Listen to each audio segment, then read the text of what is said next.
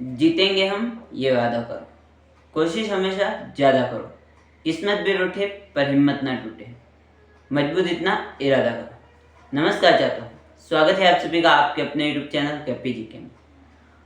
तो हमने यहाँ पर संभागीय व्यवस्था को प्रारंभ किया था। संभागीय व्यवस्था में हमने पढ़ा कि संभागीय व्यवस्था कब प्रारंभ की गई, उसके पीछे संभागों के बारे में पढ़ना प्रारंभ किया। संभागों के बारे में पढ़ा कि कौन से संभाग में कितने जिले आते हैं। ठीक है, तो कितने संभाग हो गए अपने? 3 संभाग हो गए। कौन कौन से? तो 7-7 जिलों वाले 2 संभाग हो गए। 7-7 जिलों वाले 2 संभाग कौन कौन से थे? तो एक तो था जयपुर। 7-7 जिलों वाले कौन कौन से संभाग थे? तो एक तो था जयपुर, ठीक है, और दूसरा कौन सा था? तो जयपुर, और दूसरा था अजमेर। ये दोनों कितने जिलों वाले संभाग थे? तो ये दोनों 7 जिलों वाले संभाग थे। उसके पीछे हमने कौन सा संभाग पढ़ा? तो जोधपुर, ठीक है, जोधपुर। अगला संभाग था अपना जोधपुर। जोधपुर संभाग कितने जिलों वाला संभाग था? तो ये अपने 6 जिलों वाला संभाग था। ठीक है, कितने संभाग हो गए? तो 3 संभाग हो गए। आज हम कौन सा संभाग पढ़ेंगे? तो चौथा संभाग। चौथा संभाग कितने जिलों का पढ़ेंगे? तो 6 जिलों का एक और संभाग है, ठीक है, उसके बारे में पढ़ेंगे। 6 जिलों वाले भी 2 संभाग है। 6 जिलों वाले 2 कौन कौन से है? तो एक तो भरतपुर और दूसरा है जोधपुर। कौन कौन से? दो संभाग है। कौन कौन से? भरतपुर और जोधपुर। तो आज हम पढ़ रहे हैं भरतपुर संभाग के बारे में, ठीक है। आज पढ़ेंगे हम चौथा संभाग। चौथा संभाग कौन सा है? तो चौथा संभाग है अपने भरतपुर। संभागीय व्यवस्था।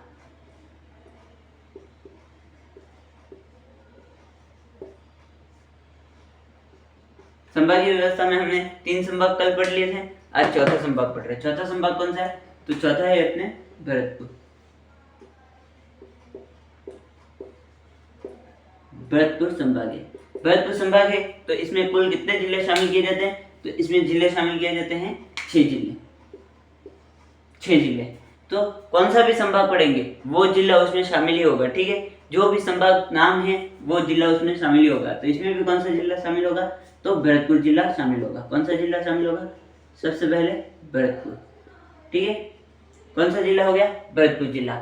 जो संभाग पढ़ रहे वो जिला उसमें शामिल ही होगा। हमें ध्यान रखना है कि जो संभाग पढ़ रहे हैं वो उसमें शामिल ही होगा। हमने पढ़ा कि कौन सा था, ये देखिए, ये क्या अपने मैप हो गया, ठीक है। यहाँ पर कौन सा था? अलवर। अलवर के बाद में नीचे भरतपुर था। भरतपुर से एक हमने जिला नया बनाया था। कौन सा जिला था? तो इससे बनने वाला जिला कौन सा है? तो वो है नया जिला बना है, वो है डीग, ठीक है। कौन सा जिला हो गया? तो डीग। डीग क्या नया बना है। उसके बाद कौन सा है? तो भरतपुर के बाद धौलपुर, ठीक है। तीसरा जिला कौन सा है? तो धौलपुर। देखो ये हो गया भरतपुर। भरतपुर के इधर पास वाला जिला पहले सबसे छोटा जिला गिना जाता था, लेकिन अब तो दूदू हो गया, ठीक है।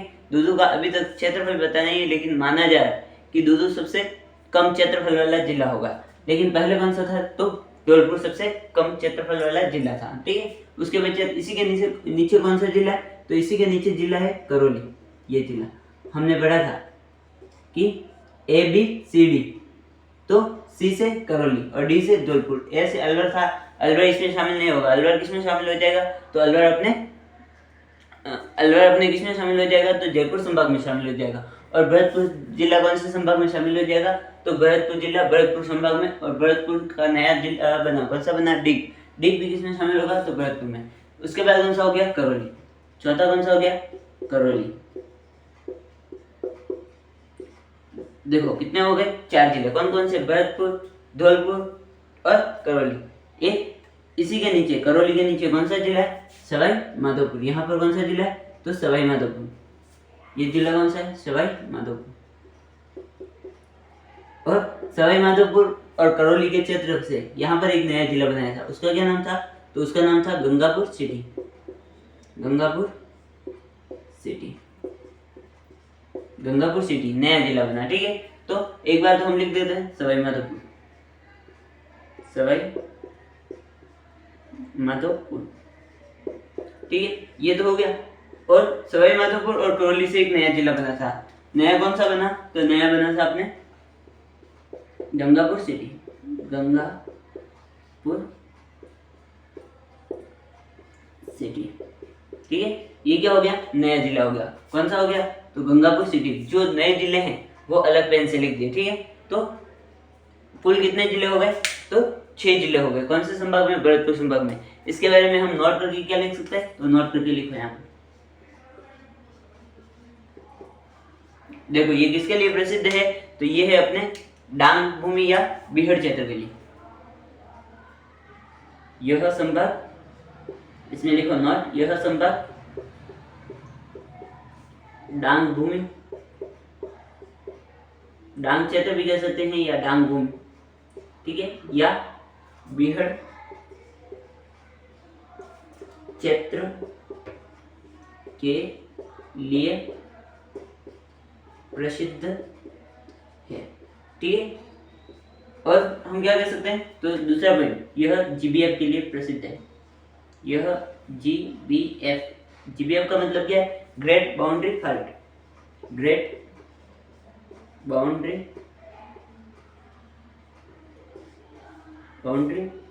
फॉल्ट, ठीक है, के लिए प्रसिद्ध है।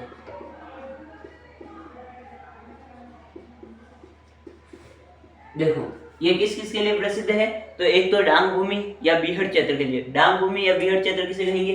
तो यहाँ से एक नदी प्रवाहित होगी। ये देखिए, ये कौन सा जिला आपने, हम पढ़ेंगे बाद में कि यहाँ से एक नदी प्रवाहित होती है। कौन सी नदी प्रवाहित होगी उसके बारे में पढ़ेंगे।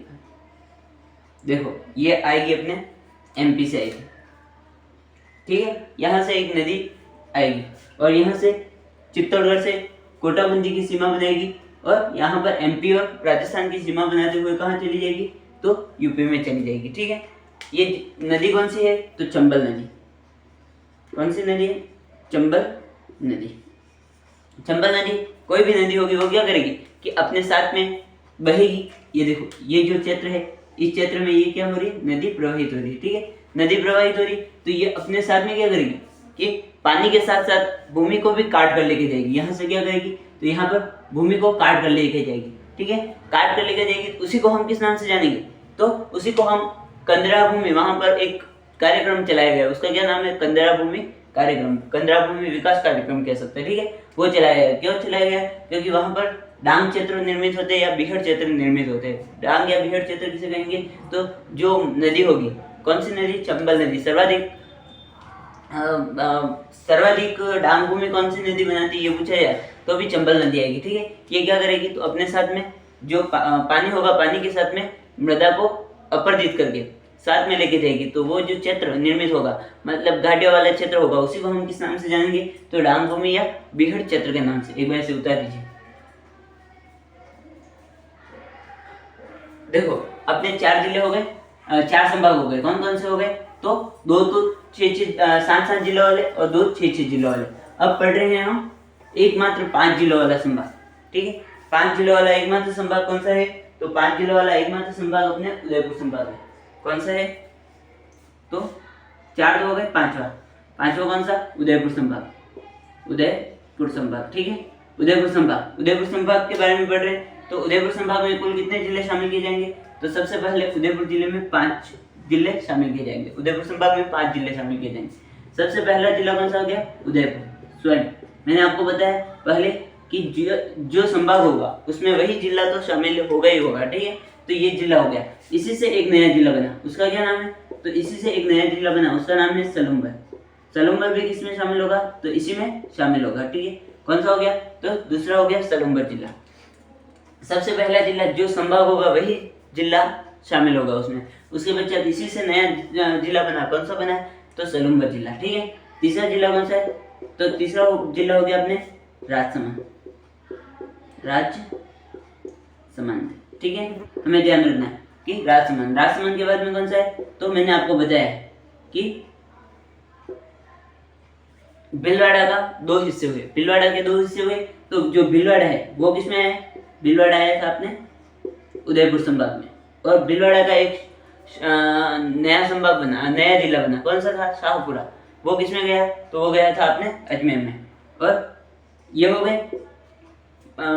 4 जिले, ठीक है। और 5वां जिला कौन सा है? तो 5वां हो गया चित्तौड़गढ़, ठीक है। 5 जिले कौन कौन से हो गए? तो इसमें एक नया जिला, नया कौन सा है? सलूमगढ़। बाकी 4 तो पुराने ही है, ठीक है। पुराने का मतलब क्या है कि ये जिले पहले इसमें शामिल नहीं थे, ये भीलवाड़ा ये सभी इसमें शामिल नहीं थे, लेकिन क्या है अब तो ये सब जिले शामिल है। भीलवाड़ा वर्तमान में भी इसमें शामिल है, ठीक है। तो इसमें ये जो जिला बना है, ये कौन सा बना है? नया जिला। जो वर्तमान में 19 जिले बने उनमें से एक जिला ये भी है, कौन सा? सलूमगढ़। इसमें कौन कौन से जिले शामिल है? तो एक तो उदयपुर के बाद में सलूमगढ़ के बाद में राजसमंद के बाद में भीलवाड़ा और चित्तौड़गढ़, ठीक है। अब नोट करके क्या लिखते हैं यहाँ पर? तो नोट करके लिखो, इसे किस नाम से जानेंगे? तो इसे मेवाड़ क्षेत्र के नाम से भी जाना जाता है, ठीक है। यहाँ पर लिख दो इसे मेवाड़ क्षेत्र के नाम से भी जाना जाता। इस संभाग को किस नाम से जानेंगे? तो मेवाड़ क्षेत्र के नाम से भी इस संभाग को जाना जाएगा, ठीक है। हमें ये ध्यान रखना है कि इस क्षेत्र को किस नाम से जानेंगे? तो मेवाड़ क्षेत्र के नाम से भी जानेंगे। और यहाँ पर क्या पाई जाएगी? तो सर्वाधिक पादपों की जैव विविधता पाई जाएगी, ठीक है। तो यहाँ पर लिख दो, इस संभाग में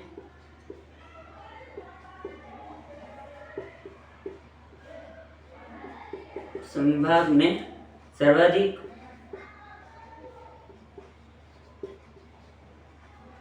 पादपों की जैव विविधता पाई जाती है। पादपों की जैव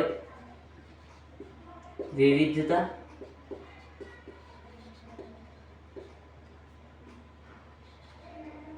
पाई जाती है। देखो कौन से संभाग के बारे में पढ़ रहे हैं? उदयपुर संभाग में कितने जिले शामिल किए जाते हैं? एकमात्र ऐसा संभाग है जिसमें 5 जिले शामिल किए जाते हैं। 5 जिले कौन कौन से हैं? सबसे पहले जो संभाग होगा उसी का नाम उदयपुर से नया जिला बना है, उसका क्या नाम है? तो सलूमगढ़ के बाद में राजसमंद के बाद में भीलवाड़ा और भीलवाड़ा के बाद में चित्तौड़, ठीक है। इस क्षेत्र के बारे में हम क्या पढ़ सकते हैं? तो इसको मेवाड़ क्षेत्र के नाम से जाना जाता था, ठीक है। मेवाड़ क्षेत्र के नाम से जाना जाता है या जाता था। और वर्तमान में मतलब इस संभाग के बारे में और क्या कह सकते हैं? तो सर्वाधिक पादपों की क्या पाई जाती है? जैव विविधता पाई जाती है। इसे उतार दीजिए एक बार। अब अगला संभाग, 5 संभाग हो गए, अब छठा संभाग पढ़ रहे हैं, ठीक है। 5 संभाग हो गए, अब छठा संभाग कौन सा है? तो छठा है सीकर संभाग, ठीक है। सीकर संभाग में कुल कितने जिले शामिल किए जाते हैं? तो कुल जिले शामिल किए जाते हैं 4 जिले, ठीक है। 4 जिले कौन कौन से हैं? तो सबसे पहले तो हमने पढ़ लिया कि जो संभाग होगा उसी का नाम सीकर। अब हम पढ़ रहे हैं कि शेखावाटी के जो जिले हैं वो सब लिख देते हैं एक बार, ठीक है। शेखावाटी में कौन कौन से जिले शामिल किए जाते हैं? तो शेखावाटी में सीकर, चूरू और झुंझुनू, ठीक है। ये दो पूर्व में शेखावाटी क्षेत्र के नाम से जाने जाते थे, लेकिन इन्हीं से कौन कौन से? झुंझुनू और सीकर से एक नया जिला बना है, उसका क्या नाम है? तो उसका नाम है नीम का थाना। ये क्षेत्र भी किसमें शामिल किया जाता है? तो ये भी सीकर संभाग में शामिल किया जाता है। इसको हम किस नाम से जान सकते हैं? तो आपसे पूछा जाए कि ऐसा कौन सा संभाग है जिसे हम किस नाम से जानेंगे? तो शेखावाटी संभाग के या शेखावाटी क्षेत्र के नाम से जानेंगे, तो इसी को हम क्या कह सकते हैं? शेखावाटी संभाग कह सकते हैं। और नोट करके क्या लिख सकते हैं? तो नोट करके लिखो, नोट करके इस क्षेत्र में क्या लिख सकते हैं? तो इस संभाग के बारे में यह नवीनतम संभाग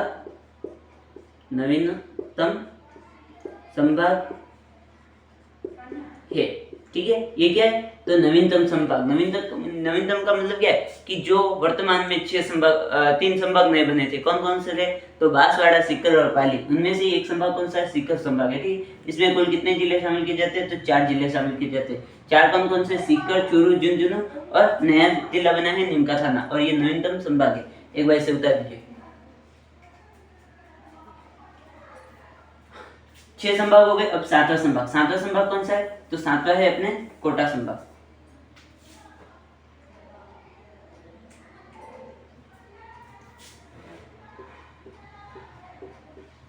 7वां संभाग कौन सा है? तो कोटा संभाग। ठीक है, कोटा संभाग। कोटा संभाग में कितने जिले शामिल किए जाते हैं? तो कोटा संभाग में 4 जिले शामिल किए जाते हैं। ठीक है, पहले भी इसमें 4 जिले ही शामिल किए जाते थे। एक ये ऐसा संभाग है जिसमें क्या है, कुछ भी परिवर्तन नहीं हुआ, मतलब क्षेत्र भी परिवर्तित नहीं हुआ। ठीक है, हमें ध्यान रखना है कि ये एकमात्र ऐसा संभाग है जिसमें क्या है, कुछ भी परिवर्तन नहीं हुआ इस संभाग में।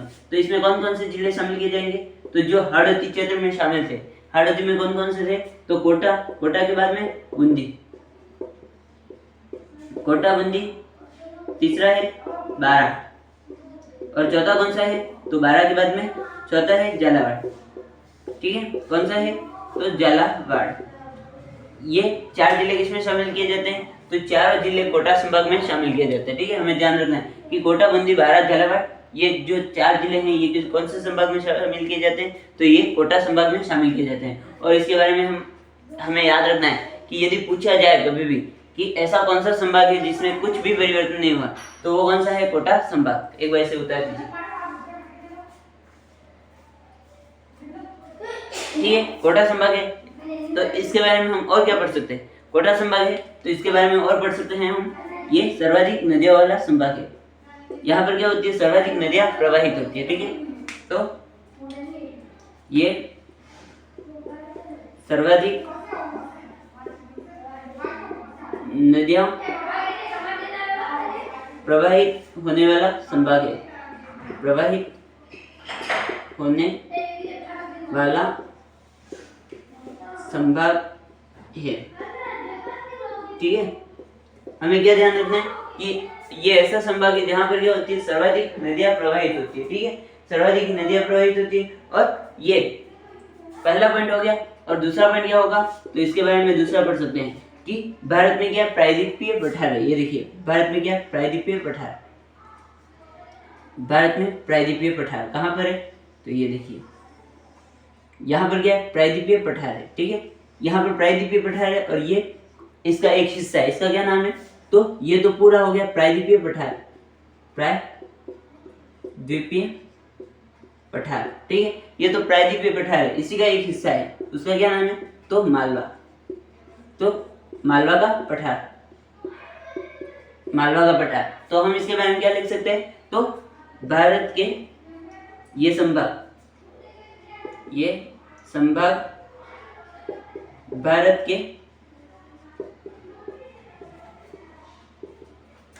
प्रायद्वीपीय भाग के मालवा पठार का हिस्सा है, पठार का हिस्सा है। इस संभाग के बारे में हमने 2 बातें पढ़ ली। 2 बातें कौन कौन सी? तो सबसे पहले तो ये कहाँ, यहाँ पर क्या होती है? सर्वाधिक नदियां प्रवाहित होती है। और दूसरी बात क्या है? तो ये अपने भारत में जो प्रायद्वीपीय पठार है, प्रायद्वीपीय पठार का हिस्सा है मालवा का पठार, उसका क्या है? हिस्सा है। ठीक है, और इसमें कितने जिले शामिल किए जाते हैं? 4 जिले। कौन कौन से? कोटा, बूंदी और बारा, झालावाड़। ठीक है, तो आज की क्लास हम यहीं पर रोकते हैं। ठीक है, आगे की क्लास के लिए आप इस YouTube चैनल को सब्सक्राइब कर दें तथा पास लगे बेल आइकन को दबा दें और वीडियो को लाइक कर दें। धन्यवाद।